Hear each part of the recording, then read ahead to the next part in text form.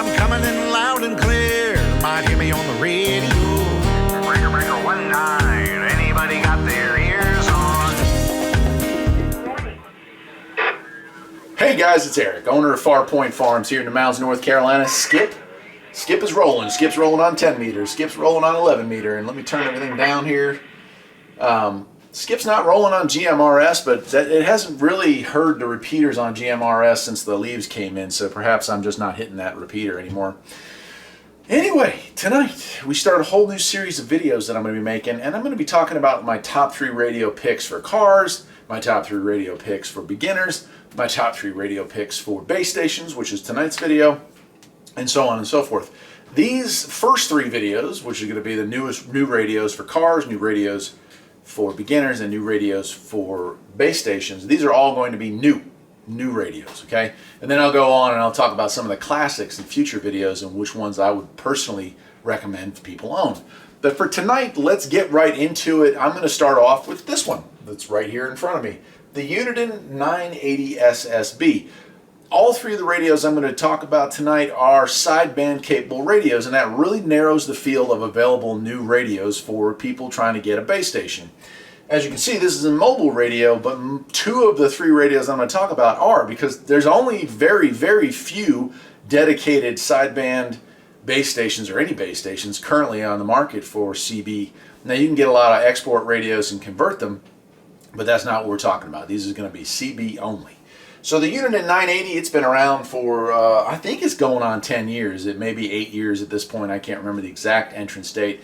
It replaced the Uniden Grant, and love it or hate it, the first generation of these had a lot of people complaining about, they didn't like when you changed the channels, how the channel, everything would beep. You press a button, it would beep. Everything would beep, and it would drive people crazy.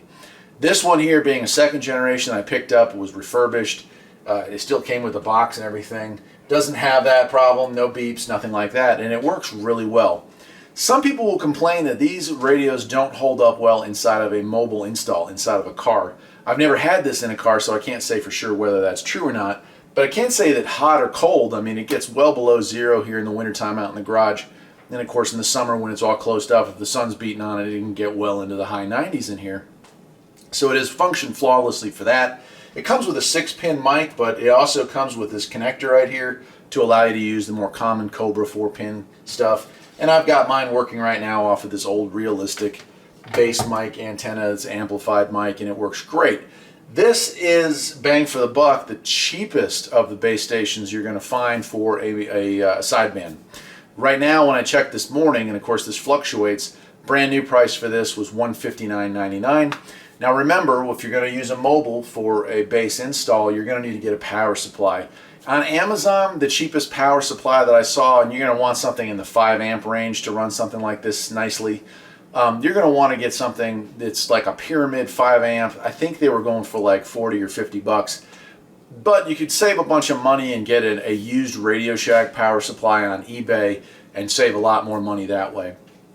So you could either go $40, $50 for a new one, or $20 to $30 for a used one as far as power supplies go. And both will work well. Up here, in fact, this is running off of this ancient Radio Shack 3 amp power supply that I have here. I picked it up at a flea market. So it doesn't take a ton of power to run a stock CB.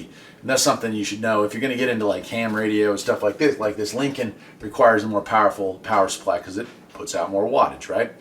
So that is my first one. The Uniden has just been around. It's got some great features. It has talkback. It has Roger beep.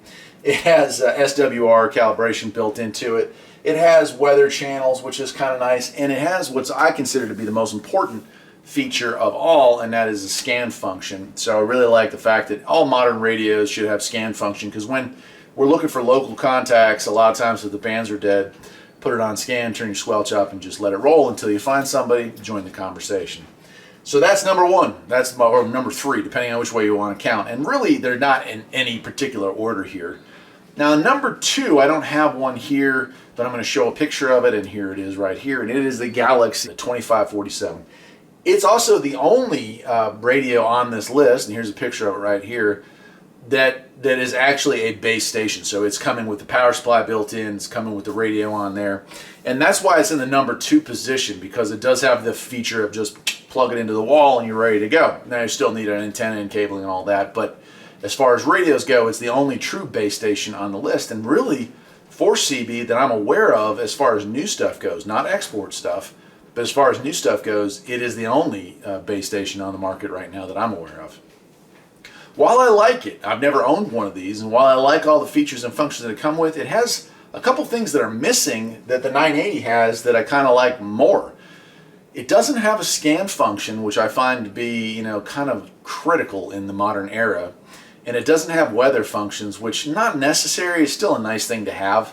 So that's the only downside to it. Now, it's also the most expensive radio on the list, and I'm not exactly sure why. And maybe some of you who own one of these Galaxies could, you know, chime in and let me know what makes it so much worth that extra money. Because if I'm taking this for $150 and I'm adding a $40 power supply to it, yeah, I'm at $200, where the Galaxy is $400 really. I mean, you add tax and stuff, it's in shipping, you might be close to $450.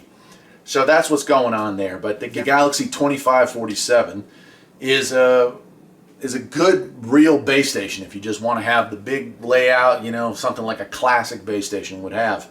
But it does have some missing features, and because of its price, it's definitely not number one on this list. Okay, number three, or number one, depending on which way you want to count this list, is the President McKinley. Now, the McKinley is $10 more than the Uniden 980, but it also has a few extra features that I kind of like that would work well for a base station use.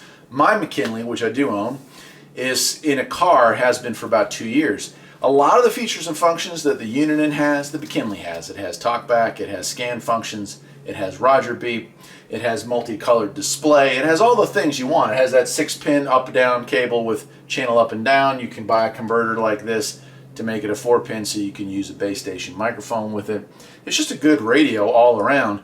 The thing that makes the McKinley a little better suited for base station operation than the 980 even is the fact that it has that front mounted speaker. So if I were going to put this on a table, that sound is coming right out, where on this one it's actually shooting downward, so that can create some issues if I have background like my air compressor in the shop or whatever is running, or just noises, you know, from working on stuff. So it makes it a little harder to hear. So the McKinley, when I checked it this morning, was $169. I know the price fluctuates. I've seen them as low as $139 and as much as $189, depending on availability or who knows what. I mean, who knows the fluctuations. But it's been reliable in my car for 2 years. And I know, like I said in the beginning of this video, the Uniden 980, some people complain about screen issues, either not being able to see the screen while they're driving because of reflective issues, or just the screen dying from the vibrations in the car. I haven't heard those complaints out of the McKinley, and for the extra $10, why take the chance? So if I were going to do it all over again, I would not have bought the Uniden 980 for in here. I would have bought the McKinley for in here. And I have over the years thought about switching the two out, but the fact is, this is a bottom firing speaker, and if I put it in my DIN slot, which this will fit with just a little bit of modifications, it's just not going to sound as good as the McKinley does coming right at me through the front speaker, which is why I've left it in my car. So those are my top three, my only three picks for good, brand new off-the-shelf base stations that you could set up in your house to get started in this hobby. Yeah, one of those days. So that's my three, and I'm sure people will argue. And of course, there are a ton of used sideband radios that we'll get into in the next video that are equal to or greater than, or you know, maybe a little less greater than, you know, the three that I've talked about today. But there's some real classics out there that, although they're missing some features and functions of a modern radio, they're just solid performers and they do awesome stuff. Off the top of my head, I can think of the Uniden Washington, you know, the 142XL or LT or whatever it is. I mean, there's just a bunch of them out there, and we'll go through those in part 2 of this series. And then in part 3, I'll talk about budget new rigs, where we're talking about AM only, stuff that you can purchase. And I'll show that you can take like the cheapest radio off the shelf, and I'm thinking that was going to be, you know, maybe a Cobra 19 or a Midland 1000, and you can still use something like that as an effective base station. Again, purchasing a used power supply online or a new power supply online and hooking it to a really good quality antenna. It doesn't matter the size of the radio or what features are packed into it. 4 watts is 4 watts. This thing will talk great. The loss with those beginner radios is no sideband. That's it for tonight, my friends. I'm Eric, the owner of Farpoint Farms. Hope you enjoyed the video.